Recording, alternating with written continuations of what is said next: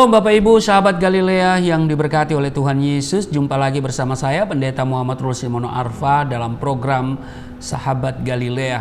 Saya berharap Bapak Ibu terberkati dengan program ini, dan jika Bapak Ibu punya kesaksian tentang acara ini, ya ada sesuatu yang Bapak Ibu terima dari Tuhan melalui acara ini, ya Bapak Ibu silakan menulis dan mengirimkan melalui WA. Nanti saya akan bacakan pada saat siaran seperti ini.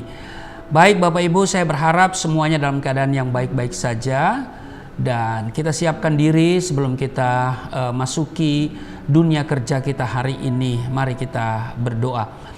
Kami datang di hadapan-Mu Bapa di dalam nama Tuhan Yesus, mengucap syukur buat kebaikan Tuhan yang luar biasa. Engkau telah menjaga dan menyertai memberkati petiduran kami di sepanjang malam. Dan Engkau juga yang telah membangunkan kami dengan tubuh yang sehat, dengan umur panjang, tidak kekurangan sesuatu pun yang baik. Engkau sudah menyiapkan bagi kami segala kebutuhan kami hari ini, dan karena itu kami datang kepadamu sebelum kami melakukan aktivitas. Kami percaya saat kami mendahulukan Tuhan, maka semuanya ditambahkan kepada kami. Maka urapi kami, buka hati pikiran kami saat kami baca, dengar, dan renungkan firman-Mu. Juga urapi hamba-Mu yang tidak ada apa-apanya. Di dalam nama Tuhan Yesus, haleluya, amin. Mari kita membaca di dalam Galatia pasal 3 ayat 15 sampai dengan 29, hukum Taurat dan janji. Ayat 15, saudara-saudara, baiklah kupergunakan suatu contoh dari hidup sehari-hari. Suatu wasiat yang telah disahkan, sekalipun ia dari manusia, tidak dapat dibatalkan atau ditambahi oleh seorang pun. Adapun kepada Abraham diucapkan segala janji itu, dan kepada keturunannya. Tidak dikatakan kepada keturunan-keturunannya, seolah-olah dimaksud banyak orang, tetapi hanya satu orang. Dan kepada keturunanmu, yaitu Kristus. Ayat 17, maksudnya ialah janji yang sebelumnya telah disahkan Allah, tidak dapat dibatalkan oleh hukum Taurat yang baru terbit 430 tahun kemudian, sehingga janji itu hilang kekuatannya. Sebab jikalau apa yang ditentukan Allah berasal dari hukum Taurat, ia tidak berasal dari janji, tetapi justru oleh janjilah Allah telah menganugerahkan kasih karunia-Nya kepada Abraham. Kalau demikian, apakah maksudnya hukum Taurat ditambahkan oleh karena pelanggaran-pelanggaran sampai datang keturunan yang dimaksud oleh janji itu? Dan ia disampaikan dengan perantaraan malaikat-malaikat ke dalam tangan seorang pengantara. Seorang pengantara bukan hanya mewakili satu orang saja, sedangkan Allah adalah satu. Kalau demikian, bertentangankah hukum Taurat dengan janji-janji Allah? Sekali-kali tidak, sebab andai kata hukum Taurat diberikan sebagai sesuatu yang dapat menghidupkan, maka memang kebenaran berasal dari hukum Taurat. Tetapi kitab suci telah mengurung segala sesuatu di bawah kekuasaan dosa, supaya oleh karena iman dalam Yesus Kristus janji itu diberikan kepada mereka yang percaya. Ayat 23, sebelum iman itu datang, kita berada di bawah pengawalan hukum Taurat dan dikurung sampai iman itu telah dinyatakan. 24, jadi hukum Taurat adalah penuntun bagi kita sampai Kristus datang, supaya kita dibenarkan karena iman. Ayat 25, sekarang iman itu telah datang, karena itu kita tidak berada di bawah pengawasan penuntun, sebab kamu semua adalah anak-anak Allah karena iman di dalam Yesus Kristus. Karena kamu semua yang dibaptis dalam Kristus telah mengenakan Kristus. Dalam hal ini tidak ada orang Yahudi atau orang Yunani, tidak ada hamba atau orang merdeka, tidak ada laki-laki atau perempuan, karena kamu semua adalah suatu adalah satu di dalam Kristus Yesus. Ayat 29, dan jikalau kamu adalah milik Kristus, maka kamu juga adalah keturunan Abraham dan berhak menerima janji Allah. Demikian pembacaan Galatia pasal 3 ayat 15 sampai dengan 29. Ayat 29 ini menarik. Dikatakan begini, dan jikalau kamu adalah milik Kristus, sekali lagi, jika saudara dan saya adalah milik Kristus, ya kan, maka kamu berarti saudara dan saya juga adalah keturunan Abraham, dan ini yang luar biasa, berhak, sekali lagi, berhak menerima janji Allah. Nah, karena itu Bapak Ibu, kita patut bersyukur kepada Tuhan. Oleh karena iman dan percaya kepada Tuhan Yesus, akhirnya saudara dan saya juga berhak menikmati janjinya yang diberikan kepada Abraham, yang tertulis di dalam Galatia pasal 3 ayat 14. Yesus Kristus telah membuat ini supaya di dalam Dia berkat Abraham sampai kepada bangsa-bangsa lain, sehingga oleh iman kita menerima roh yang telah dijanjikan itu. Bapak Ibu sahabat Galilea yang diberkati oleh Tuhan Yesus, ada hal-hal yang harus kita perhatikan dari kehidupan Abraham. Apa saja yang dia lakukan sehingga begitu dikasih oleh Allah dan beroleh berkat-berkatnya yang melimpah. Nah, Bapak Ibu, setelah saya renungkan, ternyata Abraham adalah orang yang ini, T-A-A-T. Apa Bapak Ibu? Taat. Nah, Ibrani pasalnya yang ke-11 ayat 8, ketika ia dipanggil, Abraham dipanggil untuk berangkat ke negeri yang akan diterimanya menjadi milik pusakanya, lalu ia berangkat, ya, Abraham berangkat dengan tidak mengetahui tempat yang ia tujui. Bayangkan Bapak Ibu, Tuhan panggil dia ke suatu tempat yang belum dia tahu. Dia tidak pernah nanya nanti bagaimana di sana, ya, nanti dengan siapa, padahal dia hidup mapan dengan keluarganya.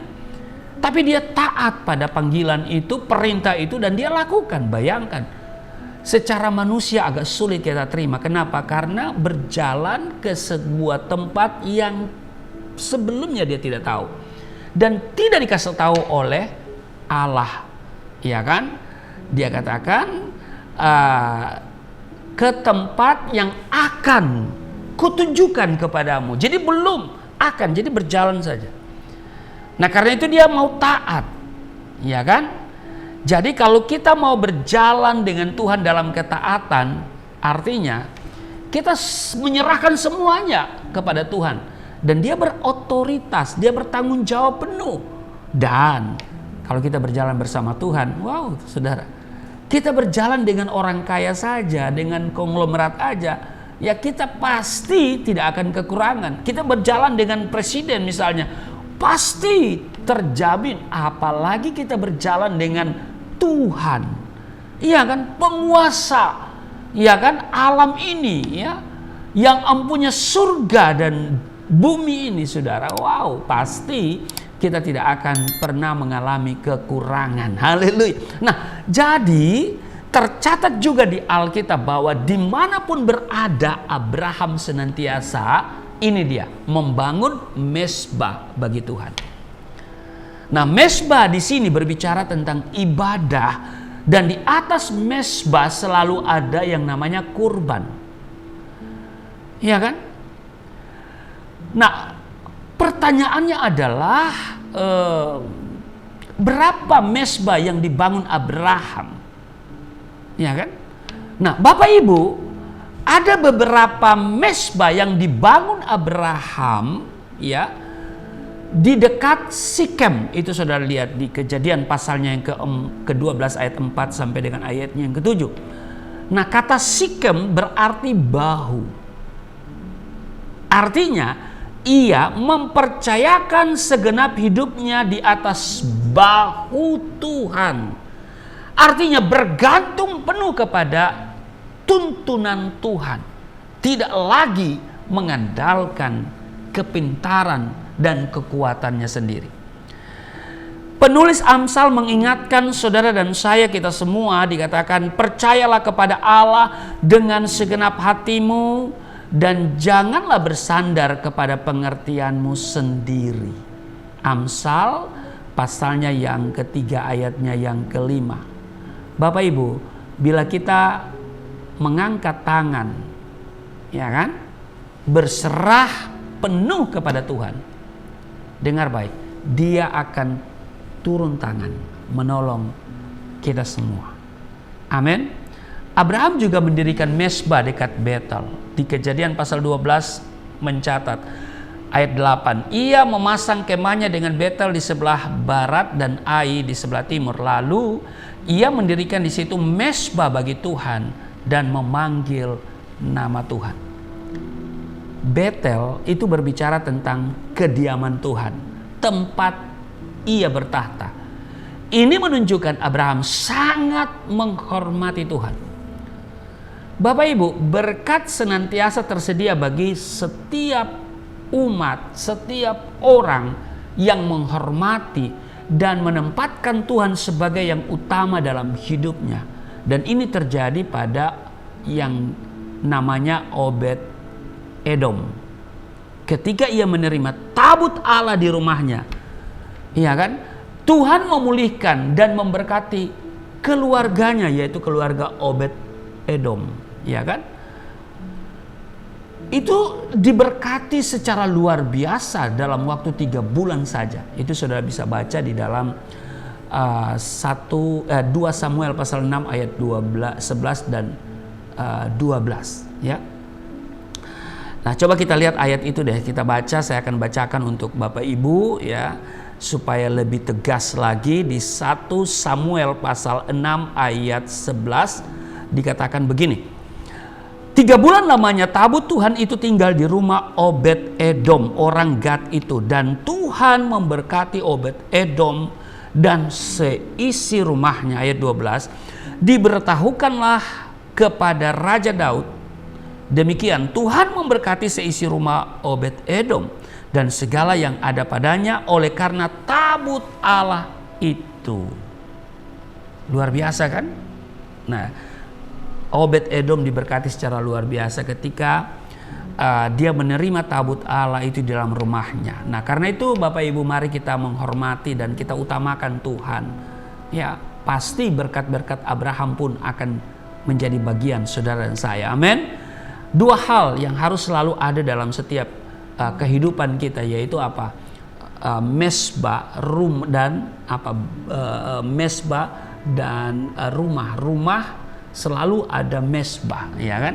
Jadi setiap ada kemah, itu yang Abraham lakukan, selalu ada mezbah. Di mana dia berkemah, di situ dia buat mezbah. Nah, kalau saudara diaplikasikan dalam hidup kita, ketika kita membuat satu bangunan, yaitu kemah atau rumah, ya, tempat kediaman kita, harus juga bangun mezbah, tempat kita bertemu dengan Tuhan, bercakap-cakap dengan Tuhan, mengungkapkan segala isi hati kita kepadanya. Amin. Karena itu mari setiap kita menghormati dan kita utamakan Tuhan, maka berkat-berkat Abraham pun itu akan jadi bagian saudara dan saya. Amin. Tuhan Yesus memberkati. Mari kita berdoa. Terima kasih Tuhan untuk hari ini kami belajar kepada firman Tuhan, supaya kami menghormati dan mengutamakan Engkau seperti Abraham yang sangat menghormati dan mengutamakan Engkau, dan itu dia wujud nyatakan dalam sebuah ketaatan. Walaupun dia tidak tahu kemana dia harus pergi, tapi Engkau yang memanggilnya dan pergi ke suatu tempat, dia taat, dia tidak bertanya, dia tidak menunda, tapi dia langsung melakukan, karena itu adalah ketaatannya kepadamu. Ketika dia menunjukkan ketaatan, Engkau memberkati dia. Maka Abraham pun ketika membangun kemah selalu ada mezbah. Kiranya kami pun bukan saja membangun rumah kami, kediaman kami, tapi juga kami harus membangun mezbah, kediaman Tuhan, supaya kami seperti Obed Edom diberkati dan seisi rumah kami diberkati.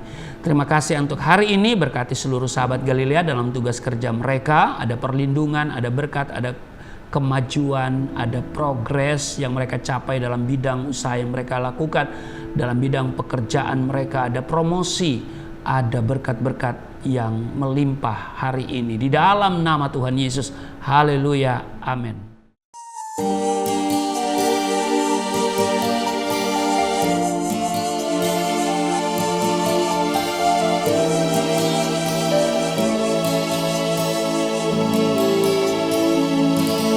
Bapa kami yang di surga, dimuliakanlah nama-Mu. Datanglah kerajaan, jadilah kehendak-Mu di bumi seperti di surga.